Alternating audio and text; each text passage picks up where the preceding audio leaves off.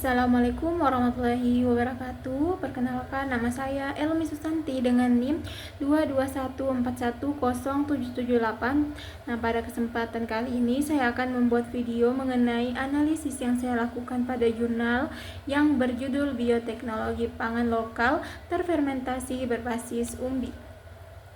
Pembuatan tape singkong Manihot utilissima. Adapun penulis dari jurnal ini yaitu ada Apriliana Rahmawati, Devi Yunianti, Heni Munawaro, Romlah Maeva Hasani, dan Nosa Suktiana Anindita. Adapun analisis dari pendahuluannya yaitu kendala utama yang biasanya dihadapi dalam pembuatan tape singkong adalah proses fermentasi yang menghasilkan rasa asam ataupun pahit. Nah, hal ini disebabkan karena ragi yang diberikan tidak menggunakan takaran yang pasti, sehingga hal ini menjadi faktor utama dalam gagalnya proses fermentasi tape. Nah, tape merupakan makanan tradisional yang dibuat melalui proses fermentasi dengan bantuan ragi.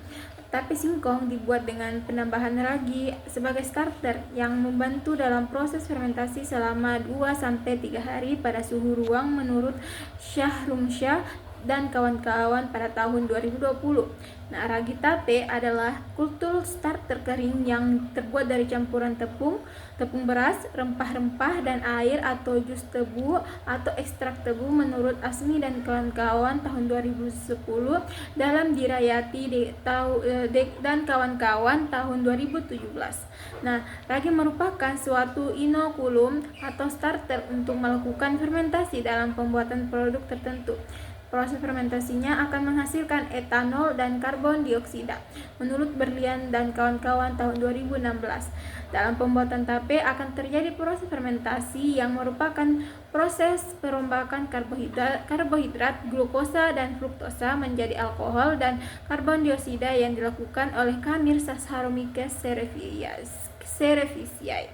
Nah, kemudian adapun metode penelitian, yang pertama ada alat dan bahan. Nah, peralatan yang digunakan dalam pembuatan tape singkong yaitu pertama pisau, kedua baskom, terdapat panci juga, sendok, serokan, piring, kompor.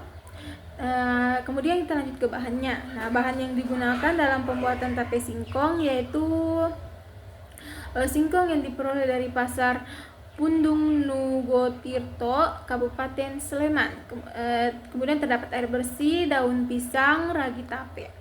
Nah, itu saja alat dan bahannya. Kemudian kita lanjut ke pembuatan tape singkongnya. Nah, pembuatan tape singkong dilakukan dengan beberapa langkah. Yang pertama, mengupas seluruh bagian kulit singkong, kemudian mencuci bersih singkong, dan kemudian lagi mengukus singkong dengan panci selama 30 menit dan meniriskan, kemudian mendinginkan singkong hingga mencapai suhu ruang. Kemudian mencampurkan ragi secara merata pada singkong, lalu mengemas singkong dalam daun pisang. Kemudian menyimpan tape pada suhu ruang dan mengamati hasilnya setelah hari ketiga. Nah, adapun hasil setelah hari ketiga yaitu berdasarkan tabel 1 hasil uji organoleptik. Nah, dapat dilihat pada tabel di bawah ini. Berdasarkan tabel 1 hasil uji organoleptik. Nah, tape singkong memiliki aroma khas alkohol yang sangat kuat. Kemudian aroma tape sangat menyengat berasal dari proses fermentasi yang menghasilkan alkohol selama pemeraman.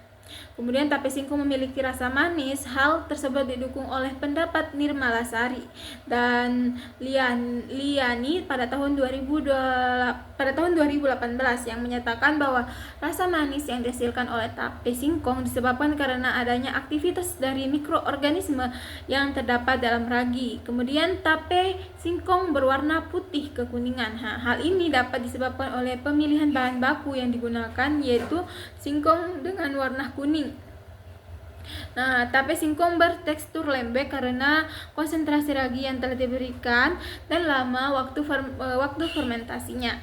Nah, adapun kesimpulan dari analisis jurnal ini yaitu pembuatan tape dilakukan dengan beberapa tahap, yaitu pembersihan singkong, mengupas dan mencuci, kemudian pengukusan hingga lunak. Setelah itu didinginkan hingga mencapai suhu ruang dan ditaburi ragi hingga merata.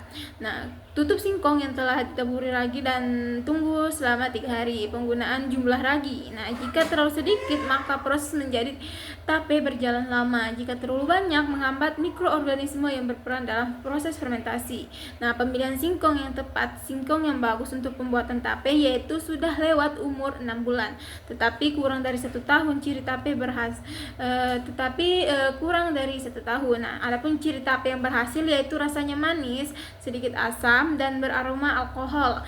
Adapun siklus dari Camisa Saccharomyces cerevisiae yaitu di mana dapat dilihat pada gambar yang saya perlihatkan, terdapat reproduksi aseksual. Nah, ini yang saya lingkari, tunas dan pembelahan binar. Nah, sel vegetatif atau haploid bertunas, sel ragi berkembang biak dengan cara bertunas di mana sel induk membentuk tonjolan kecil tunas pada permukaannya. Nah, tunas ini akan tumbuh dan berkembang seiring waktu. Kemudian ada pembelahan inti.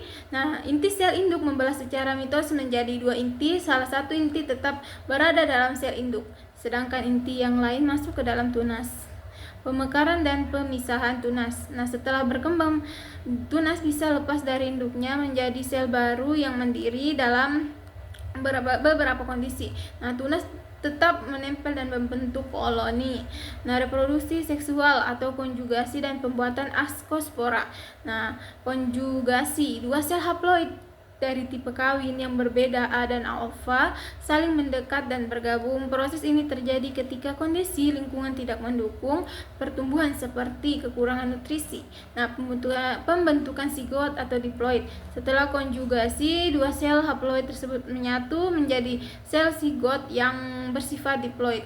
Kemudian ada peleburan nukleus. Nah, inti dari kedua sel yang bergabung akan melebur menjadi satu membentuk satu inti sel diploid. Kemudian ada proses meiosis, sel zigot diploid mengalami proses pembelahan secara meiosis. Hasil dari pembelahan ini adalah 4 inti haploid. Kemudian ada pembentukan askospora, 4 inti haploid tersebut terbungkus dalam struktur khusus yang disebut askus. Nah, askus ini berfungsi untuk melindungi askospora dari kondisi lingkungan yang ekstrim. Kemudian ada pelepasan askospora ketika askus telah matang, askospora dilepas ke lingkungan. Kemudian ada perkecambahan askospora. Jika kondisi lingkungan kembali mendukung, askospora akan tumbuh menjadi sel haploid vegetatif baru yang dapat melakukan reproduksi aseksual kembali. Nah, itulah tadi analisis jurnal yang saya lakukan. Kurang dan lebihnya mohon dimaafkan. Saya akhiri dengan kata wabillahi taufiq wal hidayah. Wassalamualaikum warahmatullahi wabarakatuh.